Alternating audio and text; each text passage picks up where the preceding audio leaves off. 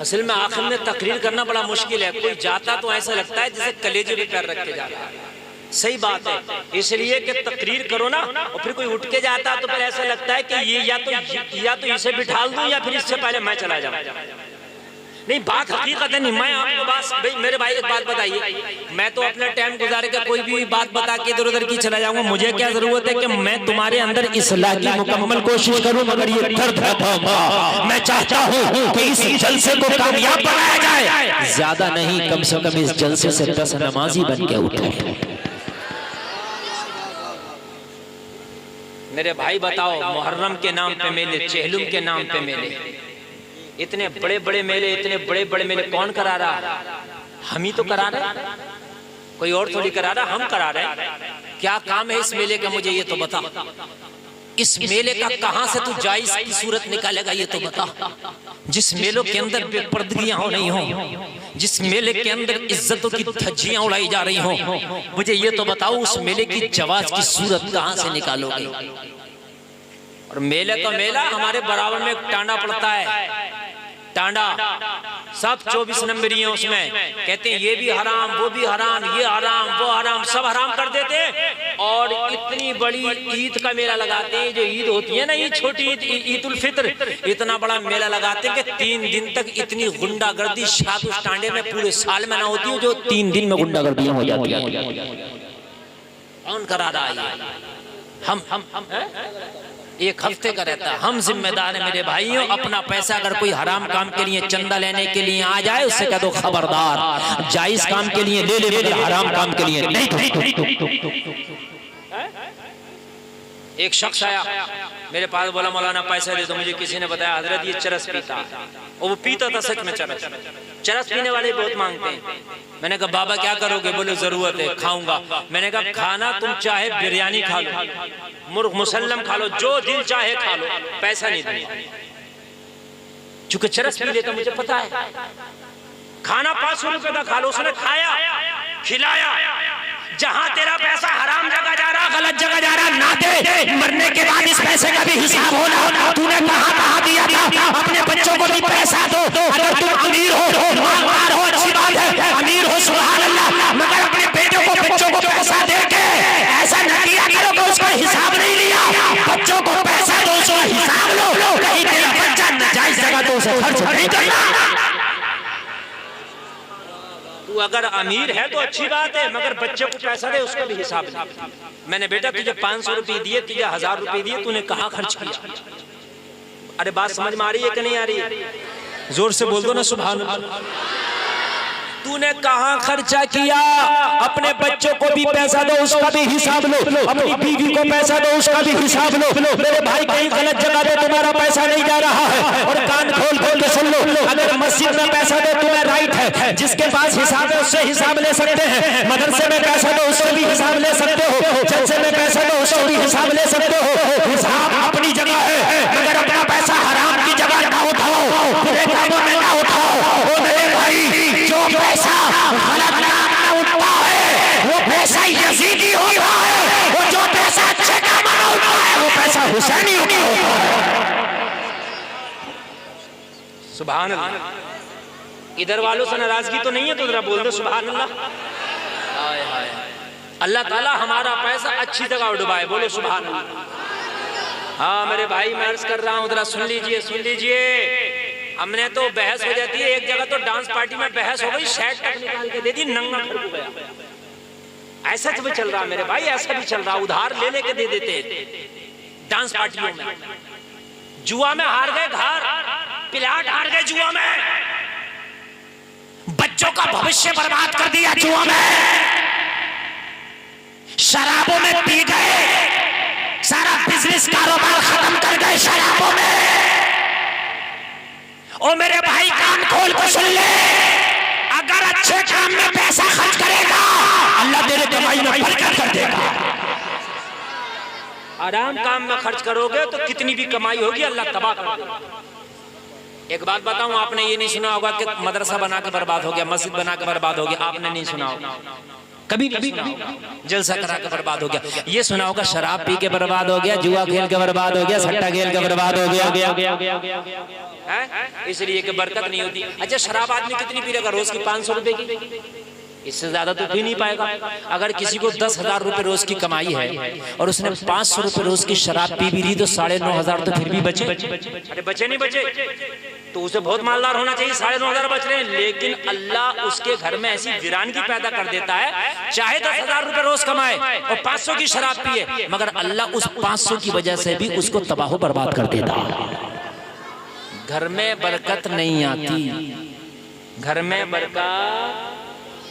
आओ जिसका जलसा करने चले आओ, जिस अहले बैत का जिक्र करने चले आओ, मैं आओ उस अहले बैत की जिंदगी बता दो ताकि लोगों तुम्हें पता चले। जिस अली का जिक्र करने चले हैं, जिस हुसैन का जिक्र करने चले हैं, जिस फातिमा का जिक्र सुनने चले हैं, उनकी जिंदगियां कैसे गुजरी। लोगों मस्जिद नबवी में कबीला बनु सुलैम का एक शख्स आया, आने के बाद अर्ज करने लगा आका मैं दिल आपको दे चुका हूँ, आका मैं आपसे मोहब्बत कर चुका हूँ।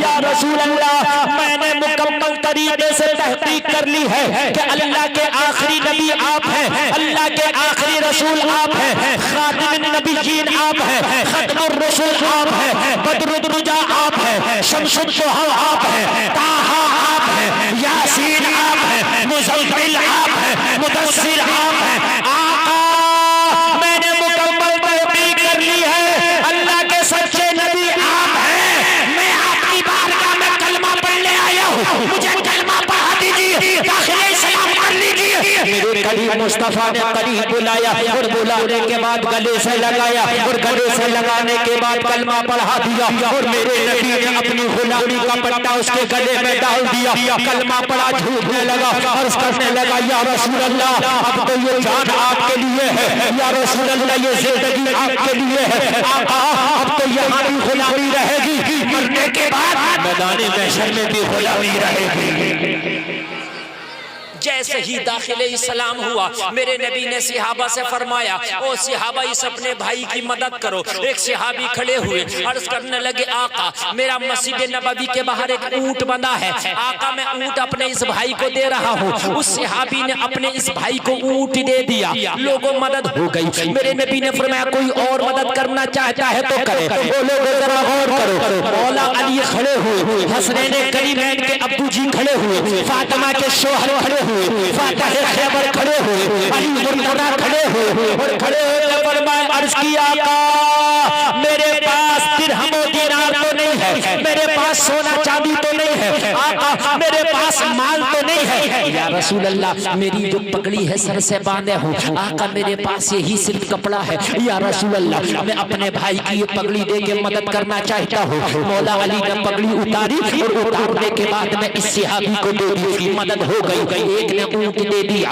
एक ने पगड़ी दे दी। लोगों हजरत अली के घर में खाना नहीं है, हजरत अली के घर में गुर्बत है, लेकिन जब बात इस्लाम की आई तो अपनी पगड़ी उतार के दे दी। और पगड़ी इंसान की सबसे बड़ी चीज होती है, लोगों पगड़ी इंसान ने दे दी तो समझ लो सब कुछ दे दिया। कान खोल के सुन, मौला अली ने पगड़ी दी, मेरे नबी ने फरमाया काम हो गया। अर्ज करने लगा आका ऊंट भी मिल गया, अली की पगड़ी भी मिल गई, लेकिन या रसूल अल्लाह मैं कई टाइम के फाके से हूँ, आका मुझे खाना मिल जाता तो जरा अच्छा हो जाता। अभी अभी कलमा पड़ा है और खाने की डिमांड कर दी। मेरे नबी ने फरमाया मिलेगा, ये प्यारे नबी की बारगाह है, यहाँ तो ऊंट भी मिलता है, यहाँ तो कपड़ा भी मिलता है और अगर जरूरत पड़े तो खाना भी मिलता है। नबी ने फरमाया सलमान फारसी इधर आओ। सलमान फारसी वही उसी मजलिस में बैठे हैं, नबी की बारगाह में खड़े हो गए, अर्ज करने लगे आका गुलाम हाजिर है। नबी ने फरमाया सलमान फारसी मस्जिद नबवी से निकलो और सबसे पहले जिसका दरवाजा नजर आए उसी घर से एक आदमी का खाना लेकर आओ, इस अपने भाई को खाना खिलाओ,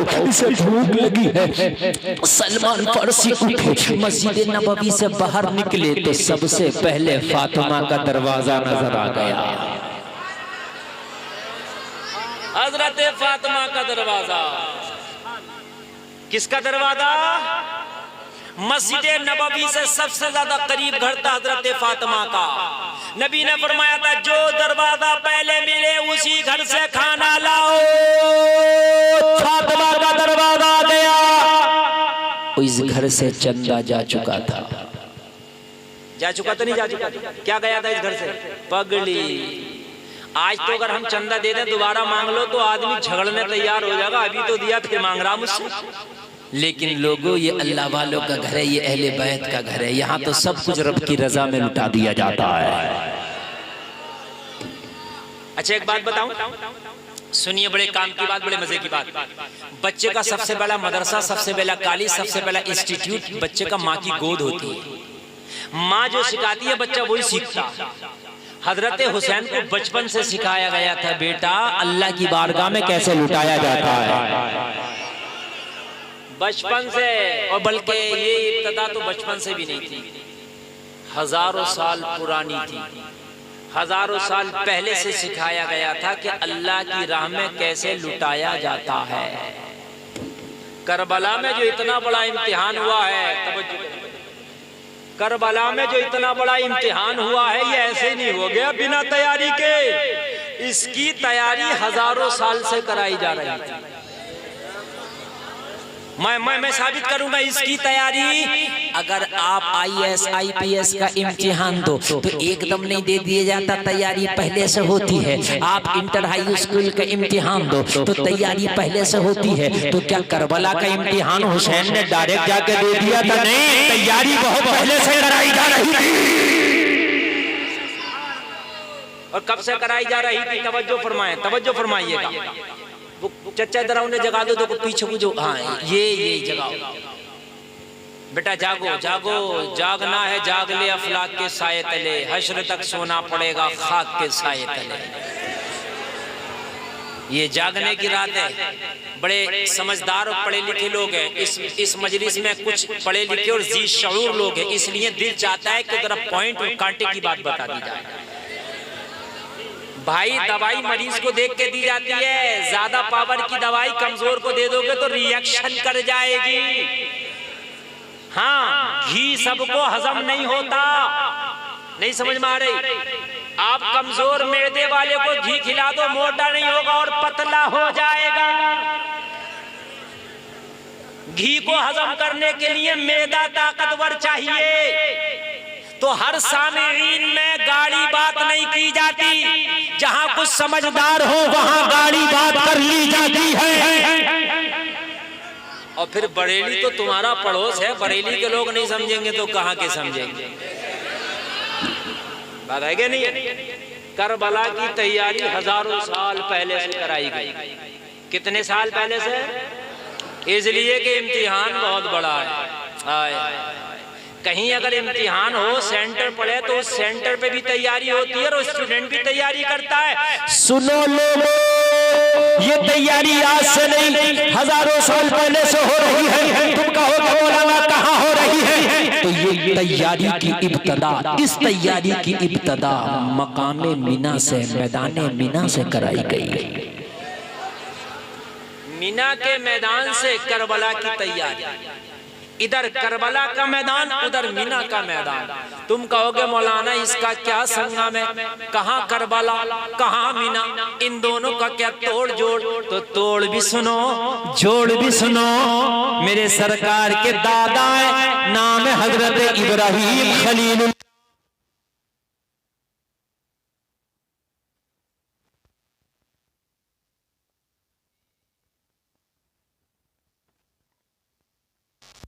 तवज्जो से करो, इस पॉइंट को नोट करके जाएं, याद करें, अहले स्टेज भी तवज्जो के साथ। हजरत इब्राहिम की दो बीवियां, कितनी? इधर वाले बोले। एक बीवी हजरत हाजरा, एक बीवी हजरत सारा। कितनी बीवियां? हजरत हाजरा, हजरत सारा। हजरत हाजरा का एक बेटा नाम है हजरत इस्माइल, हजरत सारा का एक बेटा नाम है हजरत इसहाक। याद रखना दोनों बातें, मैं बहुत पॉइंट और नुक्ते की बात बता करके जा रहा हूं, अगर समझ में नहीं आई तो नुकसान आपका है। हजरत इब्राहिम की दो बीवियां, दोनों बीवियों का एक एक बेटा। हजरत इस्माइल की नस्ल से मेरे नबी और हजरत इसहाक की नस्ल से हजरत यूसुफ वाली नस्ल चल। हजरत इसहाक के बेटे हजरत याकूब, हजरत याकूब के बेटे यूसुफ, हजरत जकरिया, हजरत याहया, हजरत यूनुस, ये सब ये नस्ल चली है।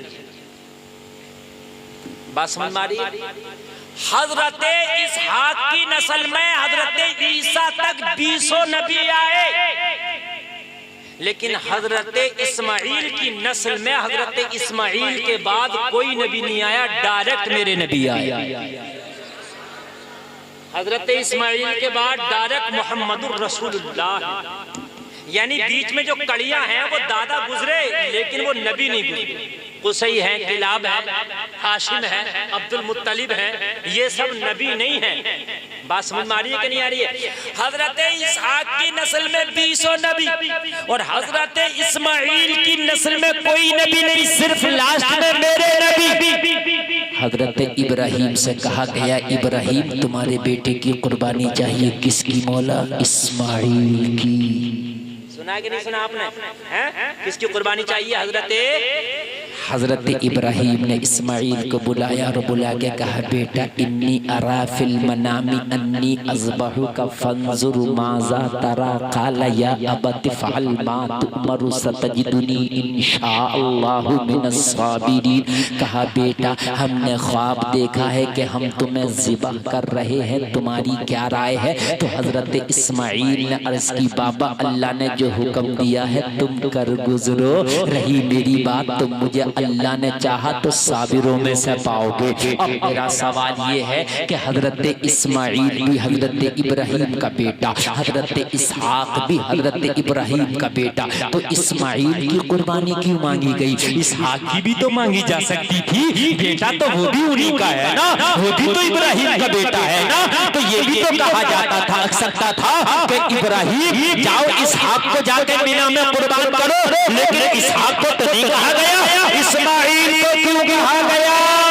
इसलिए कहा गया हजरत इस्माइल की नस्ल में प्यारे नबी है और नबी की नस्ल में हुसैन है। इस कुर्बानी की इब्तिदा इस्माइल से कराई जा रही है, जिसकी बुनियाद मीना में रखी गई थी, उस बिल्डिंग की इमारत की तकमील करबला में जाकर मुकम्मल हुई है।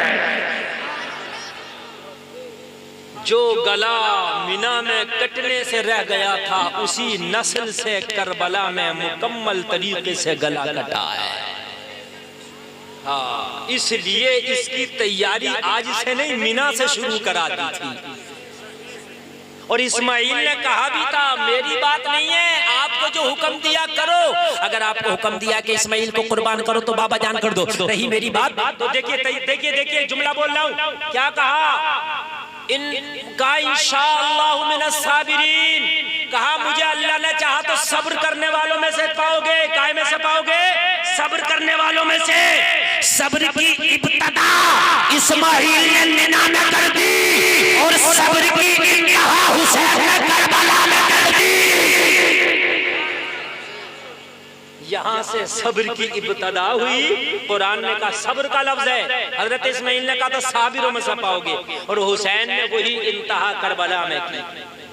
कभी अली असगर का गला दे के, कभी जवान कासिम की जवानी दे के, कभी औला मोहम्मद का बचपना दे के, कभी अपना गला दे के।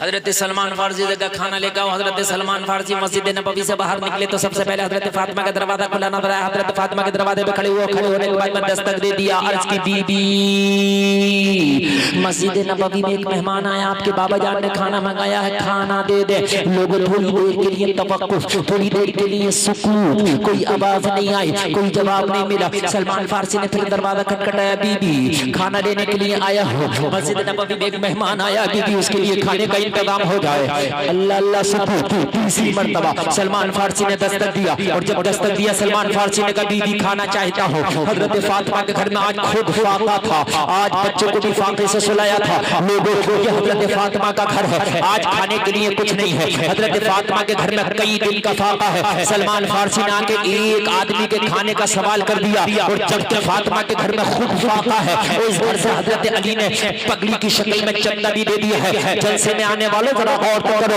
ये है अल्लाह वाले, घर में बच्चे फाके से हैं, घर में बीबी फातिमा खुद फाके से है, घर में चूल्हा नहीं जला है, घर में कई दिन का फाका है, लेकिन सलमान फारसी ने दस्तक दे दिए, दीदी खाना चाहिए। आपके बाबा जान की बारगाह में एक मेहमान आया है, कई दिन का फाके का है, उसको खाना चाहिए। वो लोगों घर से मना दी नहीं हुई, ये अली का घर है जिसके घर से किसी साइल को कभी खाली हाथ नहीं भेजा जाता है, घर से मना दी नहीं हुई। काफी देर के बाद में सलमान फारसी दरवाजे पे खड़ा है, दरवाजे पे सलमान फारसी के हाथ में कम्बल दे दिया गया, कम्बल लाके बीबी फातिमा के घर से कम्बल आया और सलमान फारसी के हाथ में देके कहा गया, ओ सलमान फारसी, हमारे घर में तो कई दिन का फाका है, बच्चे भी फाका से हैं, खाना नहीं खाया है। ओ सलमान फारसी, तूने आकर के सवाल कर दिया हमारे दरवाजे से खाली हाथ भेजा जाए, ये हमारी शान नहीं है, ये कम्बल ले जा। और ले जाने के बाद में मदीना में किसी की बाजार, किसी की दुकान पर चला जाना, इस कम्बल को जाकर बेच देना, उससे जो कीमत मिले उससे खाना खरीद के ले जा और जाकर के उस भूखों को खिला के जो मस्जिद नबवी में बैठा है। और ये कम्बल अगर ना बिके तो इसे गिरवी रख देना, और गिरवी रखने के बाद में इस कम्बल से जो कीमत हासिल हो उस पैसे से खाना खरीद के उस भूखों को खिला दे जो मस्जिद नबवी में जाके बैठा है। ये अली का घर है, ये फातिमा का घर है, ये मोहम्मद रसूलुल्लाह का घर है। हज़रत सलमान फारसी ने कम्बल लिया, हाथ कांपने लगे, अर्ज़ करते हैं बीबी सलमान फारसी की इतनी औकात कहाँ है कि सैयदा का कम्बल जाके बेचे। सलमान फारसी की इतनी औकात कहाँ है कि हसनैन करीमैन का कम्बल बेच दे। सलमान फारसी की इतनी औकात कहाँ है कि नबी के नवासों का जाके कम्बल बेचे। ओ फातिमा, मेरी इतनी ताकत नहीं, मैं किसी के और दरवाजे पे जाकर दस्तक दे दूंगा, किसी और से खाना ले आऊंगा।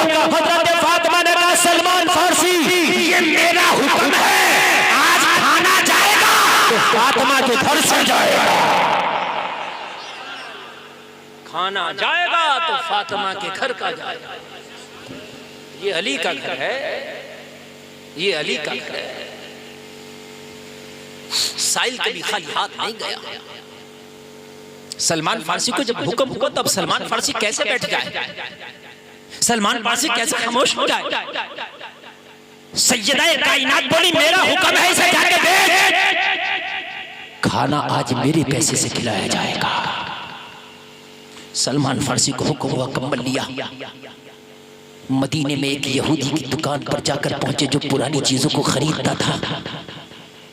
जाकर के उसके सामने कम्बल पेश कर दिया और पेश करके बोले, मैं इस कम्बल को बेचना चाहता हूं, अगर जी चाहे तो खरीद ले और अगर खरीदना ना चाहे तो गिरवी रख ले। गिरवी रख के इस कम्बल को मुझे कुछ कीमत दे दे इसकी।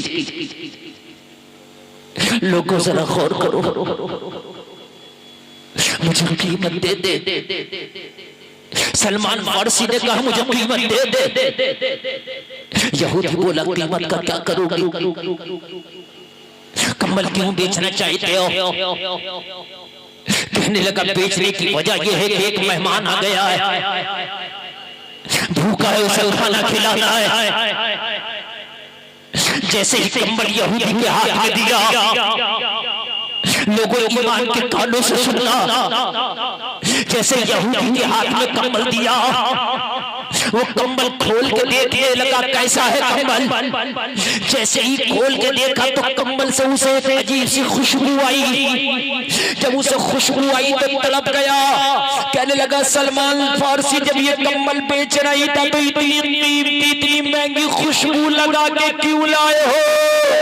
इस खुशबू को क्यों लगाया? ये तो बड़ी महंगी खुशबू लग रही है। सलमान फारसी ने कहा, यहूदी, खुदा की कसम खा के कहता हूं, मैंने कम्बल को कोई खुशबू नहीं लगाई है। तो कहा, फिर इतनी महक क्यों आ रही है? कहा, ये फातिमा के बच्चों का कम्बल है, इसमें हसन का पसीना लगा है, इसमें पसीना लगा है।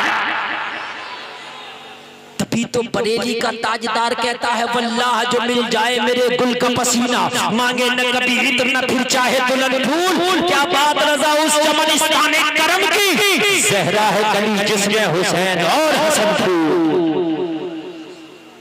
इसमें हसन का पसीना लगा है, इसमें हुसैन का पसीना लगा है, इसमें शहजादों का पसीना लगा है। कहा किसका कम्बल है? कहा ये अली के घर का कम्बल है, ये नबी के नवासों का कम्बल है, ये मुस्तफा की बेटी का कम्बल है। जब इतना कहा तो यहूदी की चीख निकल गई, रोने लगा। सलमान फारसी कहते हैं वो यहूदी रोता क्यों है, रोने की वजह क्या है? कहने लगा सलमान फारसी चराग के तले अंधेरा था, आंख आज खुली है, आज मुझे नजर आया है। कहने लगा क्या हुआ? सलमान फारसी से ये यहूदी कह रहा है अरे रात की बात है, मैं अपनी किताब तौरात का मुताला कर रहा था, उसमें एक चैप्टर था आखिरी नबी की निशानियां। मैं उस चैप्टर को पढ़ रहा था कि आखिरी नबी की निशानियां क्या क्या हैं। तो उसमें आखिरी नबी की निशानियां बहुत बताई गई। ये भी बताया गया कि मक्का में पैदा होंगे, ये भी बताया गया कि खजूर वाले शहर में पैदा होंगे, ये भी बताया गया कि अब्दुल्ला के बेटे होंगे, ये भी बताया गया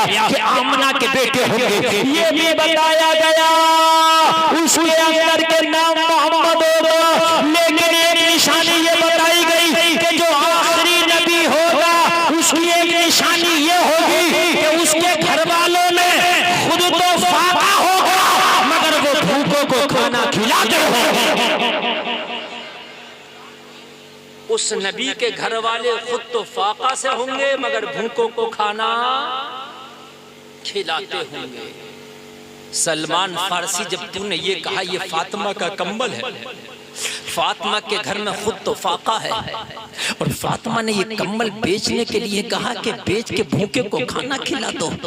तो वो चैप्टर तौरात का मुझे याद आ गया, अगर सच्चे नबी हैं तो वाकई मोहम्मद इब्ने अब्दुल्ला है, मोहम्मद अरबी है, सच्चे नबी हैं तो यही है। खड़ा हुआ दुकान के अंदर गया, जितना खाने का सामान था सारा सामान यहूदी ले आया, सिरका था, जौ था, शीरा था, शहद था, सब ले आया। लाने के बाद में कहने लगा सलमान फारसी मेरी दुकान में जितना भी खाने का सामान है सारा का सारा सामान जाओ सैयदा कायनात की बारगाह में ले जाओ। मैंने सारा सामान हजरत फातिमा की बारगाह के लिए कुर्बान कर दिया। सलमान फारसी ने कहा सैयदा कायनात बहुत खुददार है, अगर ये सारा माल जाके मैंने पेश कर दिया तो हो सकता है फातिमा मना कर दे, हो सकता है इस माल को कबूल ना करे। कहने लगा अगर कबूल ना करे सैयदा कायनात हजरत फातिमा इस माल को कबूल ना करे तो ए सलमान फारसी हजरत फातिमा से कह देना ओ फातिमा सारा माल आपके कदमों पे कुर्बान कर दिया है और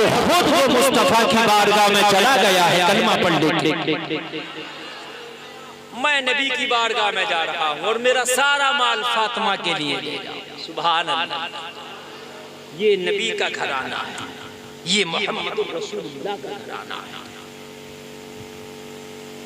मेरे भाई। और हम हुसैन का खूब लंबा चौड़ा नारा लगाते हैं कि हुसैन का दामन नहीं छोड़ेंगे। हमारे घरों से गानों की, फिल्मों की, लड़ाई की, झगड़ों की, गालियों की आवाज आती है। हुसैन का दामन उसके हाथ में जिसके घरों में फजर में कुरान की तिलावत की आवाज आए। सुभान अल्लाह बोलो। जिसका बच्चा एक भी हराम का लुकमा ना खाए उसने हुसैन का दामन पकड़ा है। जिसके घर की बच्चियां पर्दे को अपना लिबास बना लें उसने हुसैन का दामन पकड़ा है।